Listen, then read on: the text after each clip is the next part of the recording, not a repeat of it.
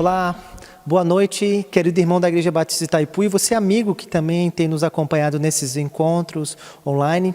Eu quero convidar você a abrir a sua Bíblia aí onde você está, espero que você tenha, mas se você não tiver, eu quero convidar você a ouvir atentamente a leitura de um texto, de uma passagem da Bíblia.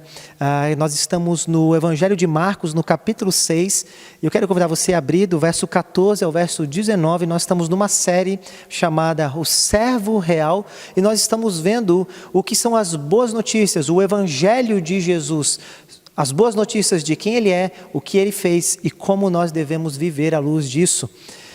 E nós estamos aqui no capítulo 6, do verso 14 ao 19, e o título desse sermão, dessa mensagem que hoje vamos refletir é Resistindo à Fé. Volta os olhos comigo, verso 14, olha o que diz o texto.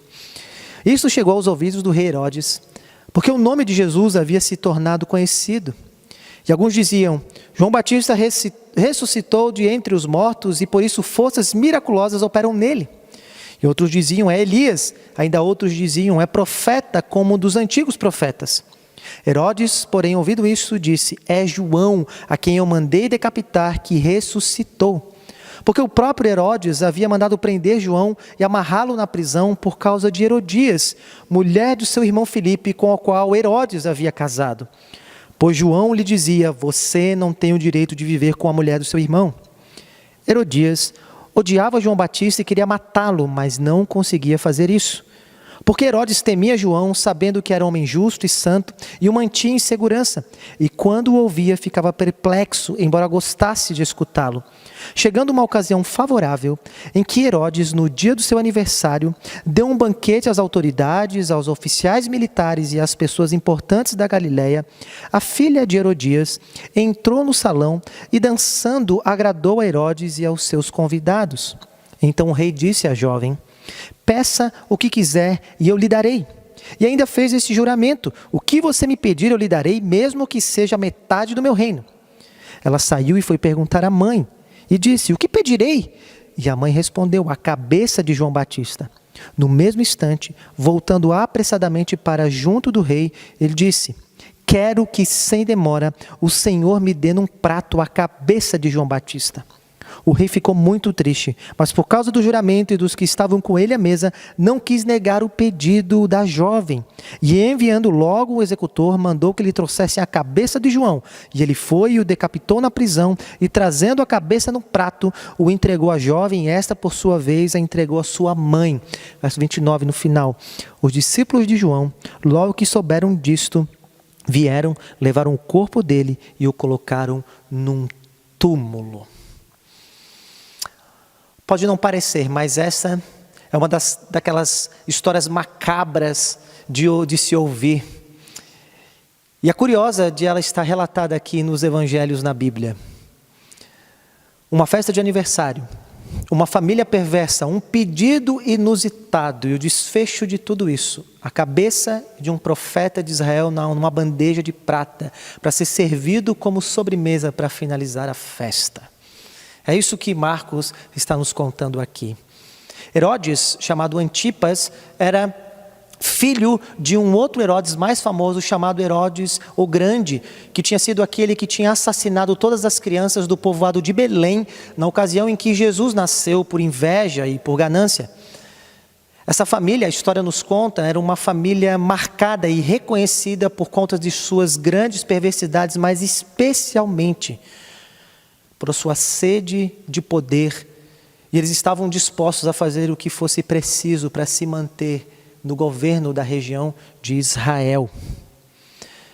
Mas a pergunta que fica, o que a megalomania de Herodes Antipas, a manipulação de Herodias e a trágica morte do profeta João Batista tem a ver com Jesus, com o Evangelho e com o reino de Deus?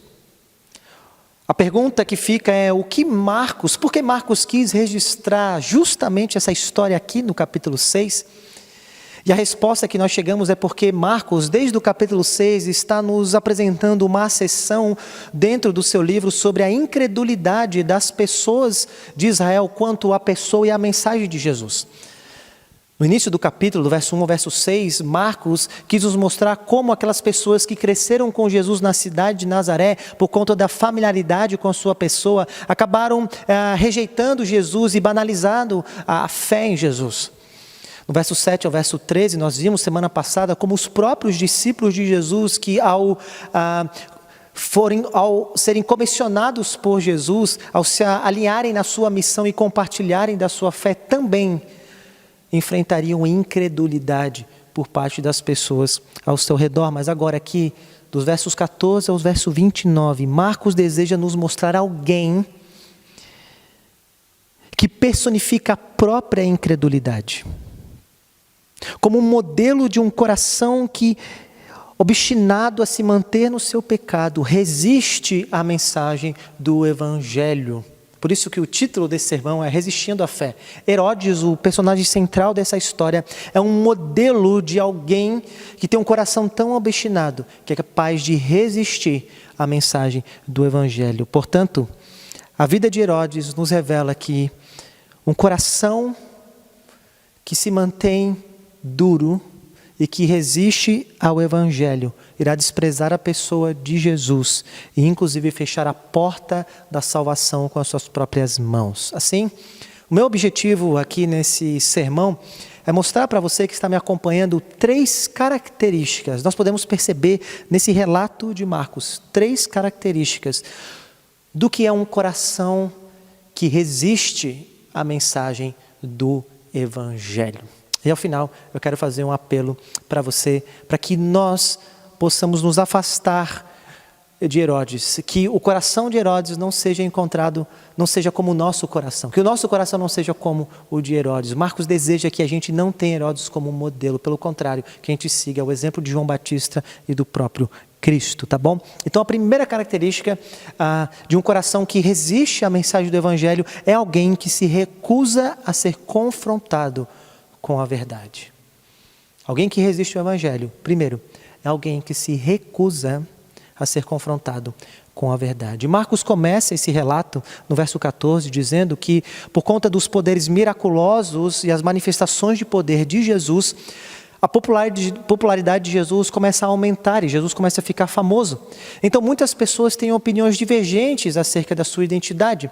Mas diz então o verso 15 que o próprio Herodes chega a uma conclusão e ele acredita que Jesus, então, é João Batista que havia ressuscitado dentre os mortos e que agora estava ali para atormentá-lo e confrontá-lo em seu pecado. E no verso 16, ele mesmo declara dizendo que Jesus é João, a quem eu mandei decapitar e que ressuscitou agora.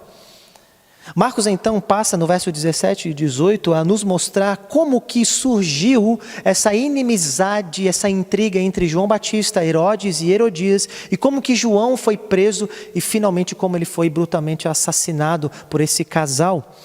O verso diz que Herodes falou isso acerca de Jesus porque o próprio Herodes havia mandado prender a João e amarrá-lo na prisão por causa de Herodias, mulher do seu irmão Filipe, com o qual Herodes havia casado. Pois João lhe dizia: você não tem o direito de viver com a mulher do seu irmão. Herodes e Herodias, eles estavam num flagrante pecado diante de Deus. Eles haviam se separado dos seus cônjuges iniciais e agora estavam vivendo um amor proibido. Mas não bastasse isso, eles também estavam cometendo um pecado grave dentro da lei mosaica, por causa que eles eram parentes próximos. Herodias não apenas era cunhada de Herodes, mas também era sua sobrinha. Então, diante da lei mosaica, eles estavam num pecado de adultério, de incesto, o que era algo muito grave.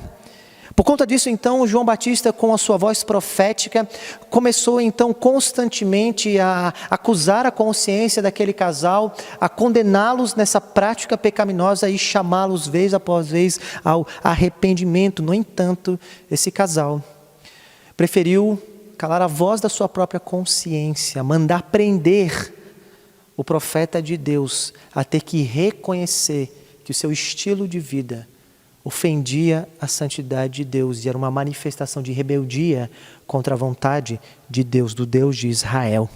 Mas à primeira vista, a gente pode olhar talvez para esse texto e pensar que talvez João é um daqueles líderes espirituais moralistas que tem um ouvido sensível, né? Que não suporta conviver com pessoas que têm um estilo diferente do seu e que está sempre apontando o erro das pessoas como um sinal de julgamento. Isso poderia, inclusive, nos levar a acreditar que o cristianismo não passa de uma religião que nos regulamenta as nossas atitudes, a fim de que nós possamos ser pessoas mais decentes, a fim de que a gente possa viver melhor em sociedade. E essa mentalidade tem levado muitas pessoas a acreditarem que somente pessoas imorais, pessoas criminosas e antissociais é que, na verdade, no fundo, precisam do cristianismo, precisam da pessoa de Jesus. Mas quando a gente olha de maneira mais detida, não é isso que está acontecendo aqui, esse não é o caso. João Batista não está meramente fazendo um juízo de valor, um julgamento moral acerca do tipo de relação conjugal que Herodes e Herodias possuíam. No fundo, o que João Batista está acusando e mostrando é revelando que Herodes e Herodias, no coração deles, havia um desejo rebelde de não querer se submeter a Deus e de viver à luz dos seus próprios olhos, guiado pelos seus próprios desejos. E é por isso que a mensagem do Evangelho nos confronta em primeiro momento com essa grande verdade.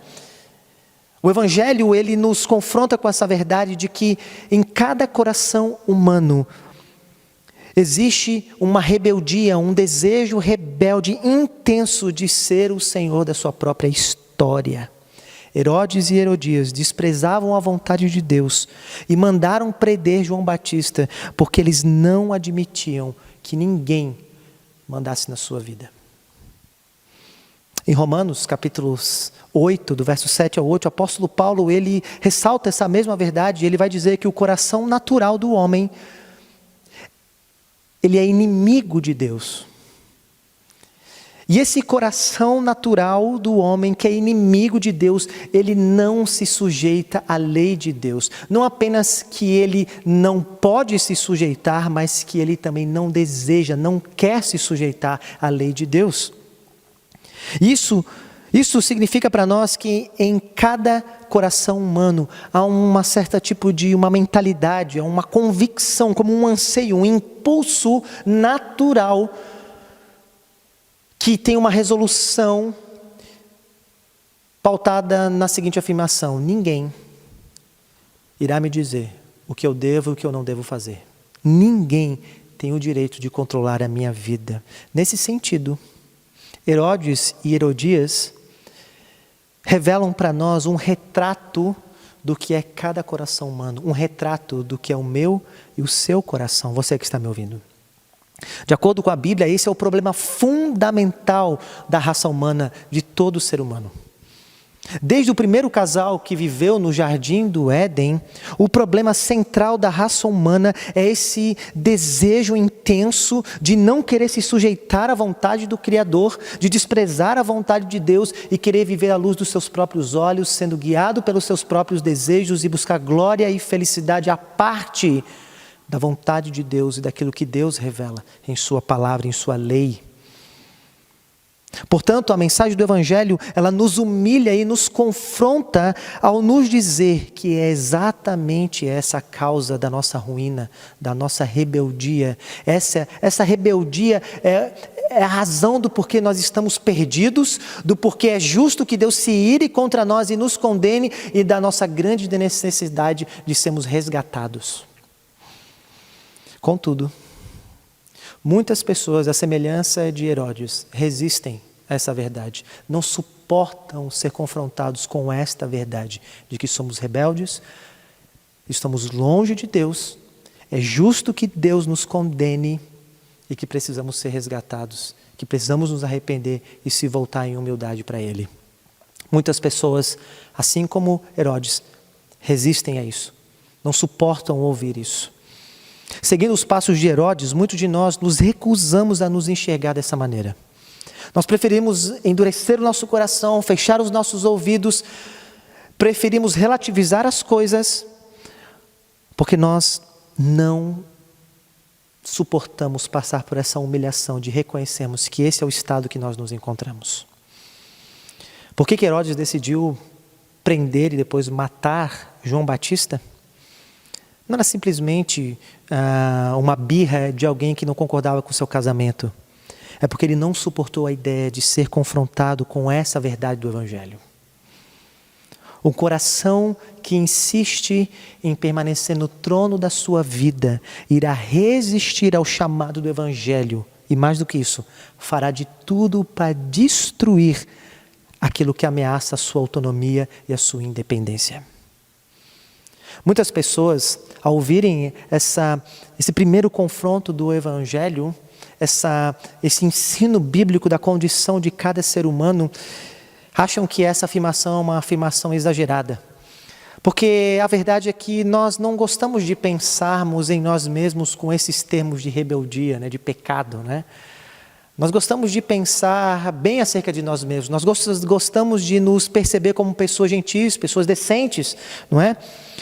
Mas talvez nós temos essa resistência de aceitar isso que a Bíblia diz, esse confronto que a Bíblia diz, porque talvez a gente não pensou profundamente ainda sobre isso. Mas pense nisso. A maioria das pessoas que você encontrar por aí, até mesmo gostam da ideia de que talvez possa existir um Deus no céu, um Deus verdadeiro que é cheio de bondade e cheio de amor. No entanto, desde que esse Deus não se intrometa nas decisões da minha vida, e desde que esse Deus não confronte os desejos mais profundos do meu coração. Essa é a verdade. Se você nunca percebeu esse tipo de impulso rebelde que há dentro de você, se você nunca foi confrontado com a verdade do Evangelho de que Deus tem uma vontade e Ele nos chama a nos submetermos a Ele, de duas ou uma. Ou você não conhece o Deus da Bíblia, ou você se o conhece, ou não o conhece profundamente, você o conhece superficialmente. O Deus da Bíblia, o Deus do Evangelho, o Deus que se revela na pessoa de Jesus, não é apenas uma força do bem que está aí disponível a nós para nos ajudar quando nós nos encontramos em encrenca, em apuros. É esse Deus de quem João pregava. Esse Deus revelado em Jesus é simplesmente o Criador de todas as coisas. E o universo é o seu reino. E Ele convoca e conclama a todos a se sujeitarem à sua soberania. E esse Deus não tolerará rebeldes no seu reino. Esse Deus possui uma vontade. E esse Deus exige de todos nós nada menos que lealdade absoluta, sujeição completa e entrega total de toda a nossa vida. Portanto, Herodes serve de um modelo para nós de alguém que resistiu a Deus, porque não suportou ser confrontado com essa verdade do Evangelho. Você é um homem rebelde, que vive como se Deus não existe, que vive para satisfazer seus próprios desejos, mas existe um Deus no céu e você está encrencado com Ele. Por isso, se arrependa, reconheça a sua rebeldia e se volte para Ele em humildade e entregue o governo da sua vida a Ele. Você não é rei, existe um rei no céu que chegou e o nome dele é Jesus. Mas Herodes não ouviu o chamado do Evangelho. Ele preferiu resistir a Deus, endurecer o seu coração, não suportando ser confrontado com a verdade de Deus. Então, a primeira característica de alguém que resiste ao Evangelho é alguém que não suporta ouvir essa verdade. E talvez você que está me escutando e você não é um discípulo de Jesus, você não é um cristão, e quando você me ouve falar, eu queria que você pensasse: será que você já considerou o fato de que existe um Deus verdadeiro e de que você possui um estilo de vida que não é compatível com a sua vontade e que por isso você está encrencado com ele, assim como Herodes estava? Você já parou para pensar que se talvez existe de fato um Deus no céu, Criador de todas as coisas, de que nesse exato momento você tem atitudes, pensamentos e desejos que estão contrários à sua vontade? Como você se sente ao pensar sobre isso? Como você se sente ao pensar que talvez você está sendo chamado a entregar o governo da sua vida a esse Deus? Como você se sente ao pensar que você não pode guiar a sua vida à luz dos seus próprios desejos? Eu queria que você considerasse isso. Que assim como Herodes foi confrontado com essa verdade e resistiu a isso, e não permitiu que ninguém dissesse o que ele tinha que fazer ou deixar de fazer, talvez você possa começar a perceber que você é muito mais rebelde contra Deus do que você imaginava. Talvez você considerar que talvez você nunca pensou em Deus dessa maneira. E talvez você começar a perceber que talvez essa ideia de religião seja muito mais séria do que você pensava. Mas se por outro lado você é um cristão, eu quero que você pense que apesar do fato de que eu e você que somos discípulos de Jesus, de que nós já submetemos a nossa vida ao senhorio de Deus, ao senhorio de Cristo, isso não significa que ainda não temos resistência e de que ainda não somos tentados a resistir à vontade de Deus, a não suportarmos sermos confrontados com as verdades de Deus. Ainda existe esse impulso rebelde residual no nosso coração que nós precisamos nos ligar. Nós precisamos considerar isso. E se esse é o seu caso, não despreze o fato de que eu e você podemos sim passar períodos da nossa vida resistindo à verdade de Deus. E uma das maneiras de nós percebermos se nós, mesmo sendo cristãos, estamos seguindo o caminho de Herodes, talvez é nos pensarmos, e talvez você pensar, como você reage quando você é confrontado com alguma verdade do Evangelho? Como você reage, ok?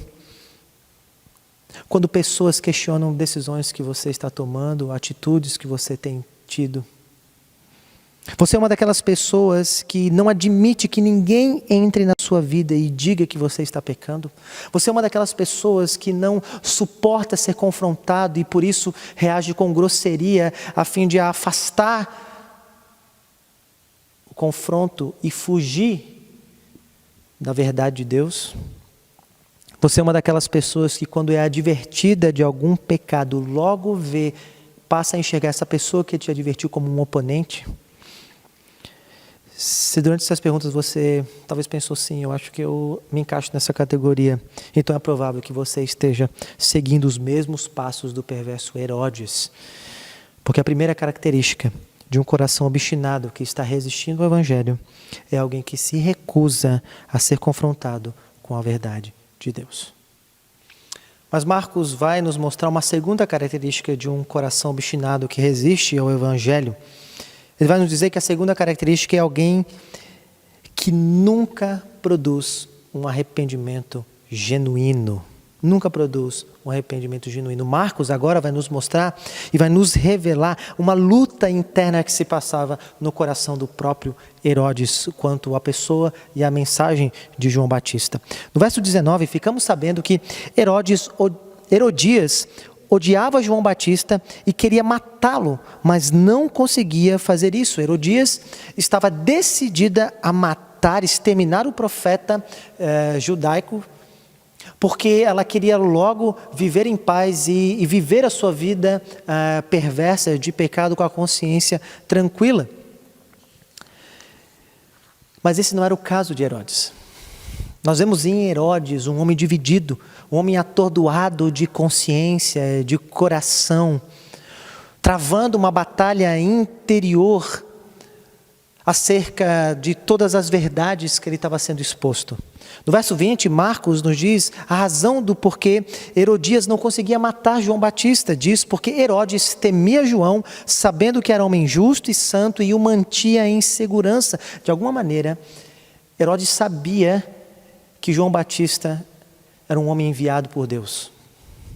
De alguma maneira, Herodes sabia que João Batista não era um fanfarrão, um guru espiritual que estava ali para enganar as pessoas. Ele sabia, quando ele olhava para João, ele sabia que João tinha uma mensagem de Deus para os homens. Ele via no caráter de João alguém íntegro, alguém reto. E as verdades que João pregava sobre a chegada do reino de Deus, sobre a aparição do verdadeiro rei do mundo, que era Jesus, e sobre a necessidade de todos se arrependerem e se submeterem ao governo desse rei, cativava a mente de Herodes. E por isso então que apesar de aprisioná-lo, diz o texto que Herodes o mantinha em segurança e protegia a sua vida. Mas o texto diz mais, no final do verso 20, Marcos declara que Herodes, quando ouvia a pregação de João Batista, ficava perplexo, embora gostasse de escutá-lo. Ou seja, durante o tempo em que João ficou preso no calabouço da fortaleza dos Herodes, Herodes Antipas constantemente ia lá no calabouço, na cela, visitar o profeta que estava preso para ouvir a sua mensagem, ouvir para que João pudesse pregar exclusivamente para ele. E diz o texto que ele ficava tão cativado pelas coisas que João falava, que ele ficava perplexo diante das suas palavras. A palavra perplexo aqui significa literalmente no original, ficar dividido, não saber o que decidir, ou alguém que está em dúvida quanto a que caminho tomar. Mas não bastasse isso, Marcos ainda diz que Herodes escutava atentamente o que João falava. A tradução Almeida, Revista Atualizada, traduziu essa expressão por escutava de mente aberta. Herodes dava atenção, ouvidos e ficava cativado pelas coisas sobre o reino de Deus e a pessoa de Jesus, sobre quem Jesus era e o que Jesus veio fazer. Isso criava em Herodes uma consciência perturbada, uma tribulação de espírito. Porque por um lado Herodes sabia que aquilo que João estava falando era verdade. A sua mente sabia disso, mas por outro o seu coração se recusava a se curvar ao senhorio de Jesus. Por um lado, a verdade de Deus ficava como uma farpa na mente, incomodando a mente de Herodes, mas por outro lado, a sua sede de poder, o seu coração rebelde, se recusava a acompanhar o que a sua mente já sabia. E por isso, então, Herodes era um homem que tinha uma crise de consciência e uma perturbação de espírito também. No entanto, quando nós olhamos para o resto do relato, nós ficamos chocados como todos esses pensamentos e sentimentos, no fundo, não produziram um arrependimento genuíno na vida de Herodes. O verdadeiro arrependimento não apenas produz pensamentos corretos sobre Deus, mas também produz uma atitude correta para com Deus. O verdadeiro arrependimento, ele produz um ciclo completo na alma de um homem. Os teólogos dizem que o verdadeiro arrependimento, ele passa por 3 etapas completas. A primeira, o verdadeiro arrependimento produz confissão.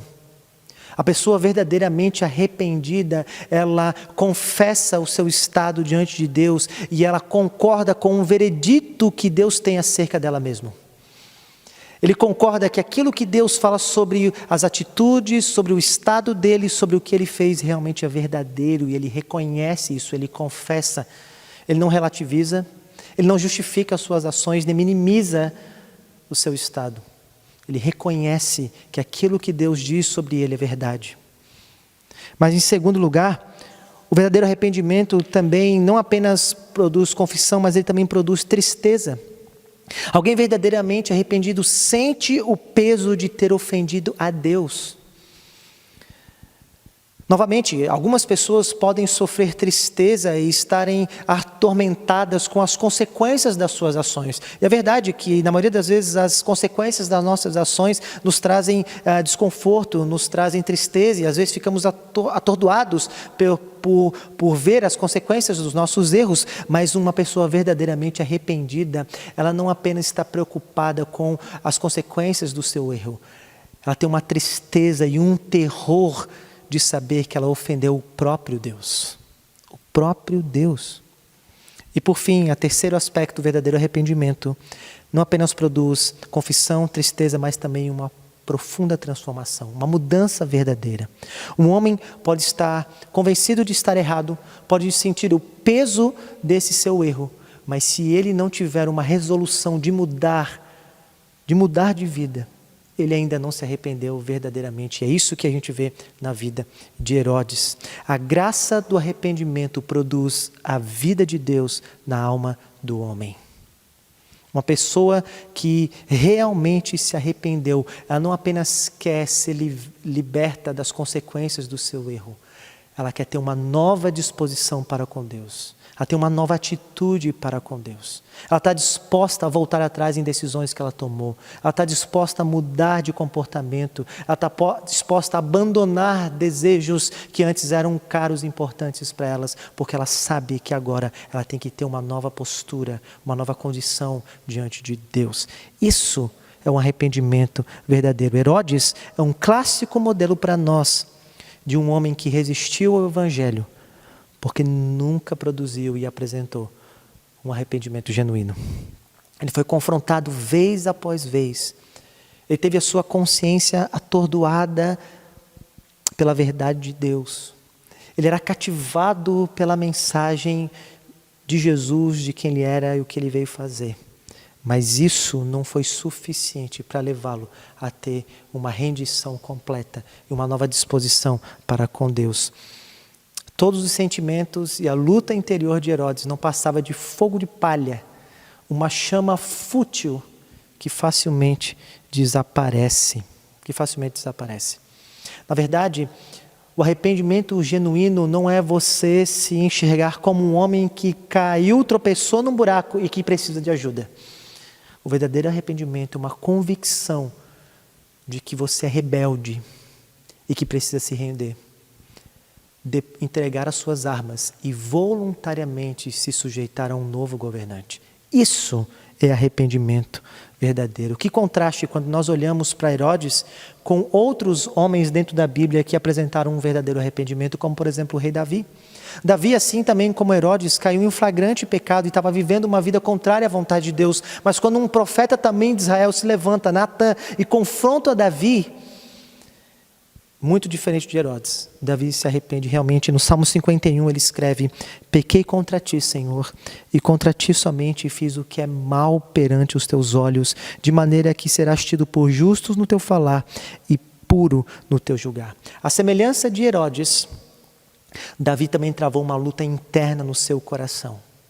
Mas diferente de Herodes, Davi teve uma nova disposição para com Deus. Ele confessou o seu pecado, ele sentiu o pesar de ter ofendido a Deus, mas ele esteve resoluto em se submeter a Deus novamente. O verdadeiro arrependimento produz uma nova disposição para com Deus. Mas novamente, como podemos saber se nós estamos trilhando o mesmo caminho de Herodes? Se você não é um cristão e você está me ouvindo aqui, eu queria que você considerasse isso, que o chamado do Evangelho não é apenas para que você regule algumas atitudes, mas que você tenha essa profunda disposição da alma de você reconhecer o seu estado hoje, mas você se render a Deus. O que o Evangelho chama você é você entregar o governo da sua vida, reconhecendo que Deus tem o direito de governar sobre você. Esse é o chamado do Evangelho. É você ter a firme resolução, começar a pensar sobre isso e você ter essa disposição de você ser guiado por Deus, se arrepender dos seus pecados, reconhecer e confessar que Deus tem uma opinião correta sobre você e que você precisa ser resgatado por Ele. Mas se você se você é um cristão e se você é um discípulo de Jesus, assim como eu falei no primeiro ponto, a maneira de nós percebermos se mesmo que nós somos já discípulos de Jesus, estamos em paz com Deus, nós considerarmos que ainda assim podemos seguir o mesmo caminho do rei Herodes. E a maneira de nós percebermos se de fato, se estamos crescendo em arrependimento, é perceber na minha e na sua vida se nós estamos apresentando mudanças verdadeiras. Martinho Lutero disse que o chamado da Bíblia, o maior chamado da Bíblia é o arrependimento, porque é isso que Deus quer de nós. A vida cristã é uma vida de arrependimento. E a maneira de saber se realmente estamos apresentando esse fruto para Deus é percebermos há mudanças reais na nossa vida. Você consegue realmente ver que está abandonando decisões de vida que são contrárias à vontade de Deus? Você consegue verdadeiramente mudar aquelas atitudes que na sua consciência você sabe que não são compatíveis com a palavra de Deus? Você percebe nascer dentro de você, vez após vez, um novo anseio dentro do seu coração, uma nova disposição para viver a vontade de Deus e caminhar debaixo dos seus mandamentos? Caso você não consegue perceber mudanças reais, caso você percebe que você cai nos mesmos pecados, talvez é hora de você, mesmo sendo um cristão, ligar o sinal de alerta e talvez perceber que você está trilhando o caminho de Herodes, resistindo ao Evangelho, porque você não tem apresentado genuíno arrependimento diante de Deus. Você ainda continua resistindo ao Evangelho. Porque a segunda característica de um coração obstinado que está resistindo à mensagem do Evangelho é alguém que nunca produz genuíno arrependimento. Mas nós podemos ir para o final e ver uma terceira característica dessa resistência à mensagem do Evangelho. Nós vimos que essa história de Herodes nos mostra que um coração que resiste ao Evangelho, primeiro, se recusa a ser confrontado com a verdade. Segundo, ele nunca produz um arrependimento verdadeiro, genuíno. Mas terceiro, é alguém que está resoluto em se manter no seu pecado. Essa é a terceira característica. Para finalizar esse texto, Marcos agora irá nos mostrar como foi que Herodes e Herodias orquestraram a trágica e o trágico assassinato de João Batista. No verso 21, Marcos nos diz que chegando uma ocasião favorável. Com isso, nós podemos ter certeza que Herodias não havia se contentado com apenas a morte, com apenas a prisão de João Batista. Ela não estava contente apenas de ver o profeta aprisionado. Ela queria efetivamente matá-lo. Mas ela também sabia que o seu esposo, Herodes, temia João e protegia João. E era abalado pela mensagem de João Batista.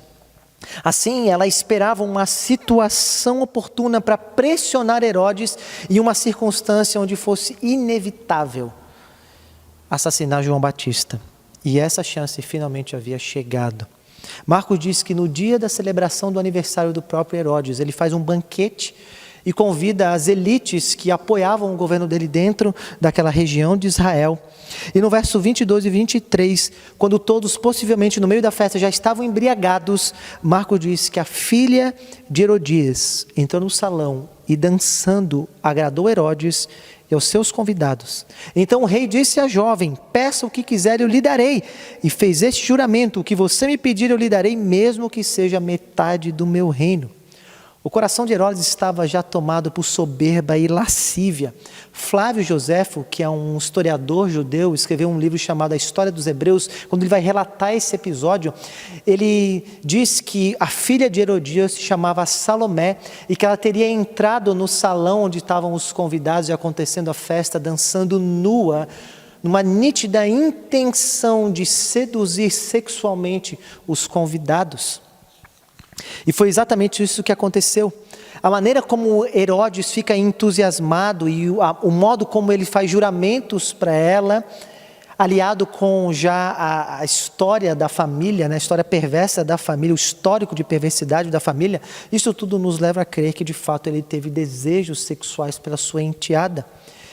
E a promessa que ele fez de dar a ela, inclusive, metade do seu reino, revela um coração soberbo, porque no fundo ele não tinha um reino. O pai dele tinha um reino, tinha sido condecorado rei de Israel por Roma, mas depois da morte de Herodes o Grande, o reino foi dividido em 4 províncias, e Herodes Antipas era responsável apenas por 2 regiões. Isso mostrava a prepotência, a soberba e a lascívia de Herodes, mas ele então faz essa oferta para Salomé. Mas mal ele sabia que agora então viria o golpe fatal e certeiro de Herodias, a sua própria esposa. Salomé então corre para sua mãe e pergunta: o que eu vou pedir para ele? E diz então, verso 25, que no mesmo instante, voltando apressadamente para junto do rei, disse: quero que sem demora o Senhor me dê num prato a cabeça de João Batista. A oportunidade que Herodias tanto esperava finalmente aconteceu. Salomé não apenas pediu que João Batista fosse morto, mas que ele fosse morto naquele exato momento e de uma maneira muito sinistra e macabra, ainda com requintes de crueldade, fosse apresentado numa bandeja de sobremesa para ser apresentado. Não era surpresa para nenhum de nós que Herodias queria realmente matar João Batista, que esse era o seu desejo, a sua intenção. E Marcos não está focado em Herodias. Marcos se volta a sua atenção, o seu foco para o coração do próprio Herodes. E no verso 26 ao verso 28, ele revela o que se passava no interior de Herodes. Ele diz: o rei ficou muito triste, mas por causa do juramento e dos que estavam com ele à mesa, não quis negar o pedido à jovem. E enviando logo o executor, mandou que lhe trouxessem a cabeça de João, e ele foi e o decapitou na prisão, e trazendo a cabeça num prato, a entregou à jovem, e esta, por sua vez, a entregou à sua mãe. Herodes se viu então numa encruzilhada. E o fato dele ter ficado triste, profundamente triste, revela que havia de fato essa luta no seu interior, de que essa batalha pela verdade de Deus, pelo governo de Deus e o governo da sua própria vida era real, era verdadeira dentro dele. Mas Herodes estava cego e o coração endurecido. E quando aquilo que era mais central no seu coração foi posto à prova, ficou claro que Herodes estava disposto a seguir em frente e manter o seu próprio pecado. Sexo pervertido e reputação política eram mais importantes para Herodes do que conhecer, amar e servir a Jesus e entrar no reino prometido de Deus. Ao decretar a morte de João Batista, Herodes não apenas estava acrescentando mais um pecado à sua longa lista, ele estava sufocando a verdade semeada no seu coração, a fim de resistir a Deus e seguir em frente com o seu pecado. Porque é isso que um coração que resiste ao Evangelho faz. Ele sufoca a verdade. E quando ele se sente pressionado a ter que escolher entre Deus e qualquer outra coisa, aquilo que ele determinou no seu coração como mais valioso para ele, ganhará esse jogo. Ele abandonará Deus e manterá o seu pecado e seguirá em frente. Enquanto Herodes e Herodias achavam que matando João Batista estariam exterminando as acusações de Deus contra eles, mal eles sabiam que eles apenas estavam assinando a sua própria sentença condenatória contra si mesmos. Porque é isso que o Evangelho faz. A mensagem do Evangelho sempre revelará aquilo que tenta roubar a centralidade de Deus no nosso coração. E é por isso, amigo e amado irmão que você está me escutando, que o Evangelho sempre soará de alguma maneira ofensivo para nós, para qualquer ser humano. Se a mensagem do Evangelho não coloca você na parede e confronta aquilo que é mais central para você e exige que você abandone isso para que Deus seja o centro da sua vida, não é o Evangelho de Jesus que você está sendo exposto. É uma outra religião. Uma outra religião. É nesse sentido que Jesus deixou claro a lealdade absoluta de todos aqueles que querem ser seus discípulos. No outro evangelho, em Mateus, no capítulo 16, verso 24 e 25, ele diz: se alguém quiser vir após mim, me seguir, ser meu discípulo, negue a si mesmo e tome a sua cruz, mate e mortifique todo impulso e desejo que é contrário a mim, a minha vontade e que tenta concorrer comigo na sua vida. Mate. Ele faz uma promessa, pois quem quiser salvar a sua vida, quem achar que desfrutar dos desejos perversos da sua alma, que de fato vai lhe dar a vida que tanto ansiamos, no fundo perderá.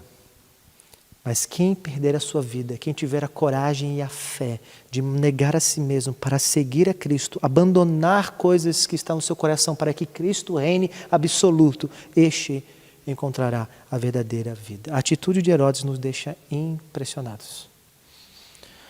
Como um homem que era tão cativado pela verdade, como um homem que estava perplexo diante da mensagem da pessoa de Jesus e da obra de Jesus, e que vivia uma consciência atormentada, conseguiu seguir em frente, mantendo seu pecado e cometendo um assassinato tão brutal de um homem de Deus que ele temia e admirava. Porque essa é a última coisa que um coração que resiste ao Evangelho faz. Primeiro, ele não suporta ser confrontado com a verdade. Depois, mesmo tendo uma crise de consciência, ele se recusa a se curvar a Deus. Em terceiro lugar, Ele está disposto a desprezar a Deus, abandonar a Deus e manter aquilo que ele acredita ser a coisa mais importante da sua vida. Manter o seu pecado. Um coração que resiste ao Evangelho não está disposto a se perder, a perder os seus desejos, a abrir mão das suas vontades. Ele não está disposto a matar os seus próprios anseios para seguir a Jesus. Um coração que resiste ao Evangelho não possui fé suficiente para confiar que sacrificando os seus anseios, Deus lhe dará de maneira legítima o que a sua alma tanto anseia. Ele não possui essa fé, essa confiança. Ele confia em si mesmo. Ele prefere desfrutar dos prazeres do seu próprio pecado do que se submeter a Deus e entrar no reino de Deus. Quando o Herodes teve que decidir, por um lado, entre a verdade de Deus e por um lado a sua reputação e os seus caprichos sensuais com a sua esposa e a sua enteada, ele rejeitou a Deus e decidiu seguir em frente. Pois é isso que um coração que resiste ao Evangelho faz. Está disposto a abandonar a Deus para manter o seu pecado. Mas, no fim, como podemos saber se nós estamos seguindo Herodes nessa terceira característica de um coração que resiste ao Evangelho? Como eu posso saber se eu sou disposto a isso? Você que não é um cristão, que não é um discípulo de Jesus, eu queria que você considerasse que viver para si mesmo, viver sendo guiado pelos seus próprios desejos, é a causa não apenas da sua ruína, será não apenas a causa da sua ruína presente, mas será a causa da sua perdição eterna.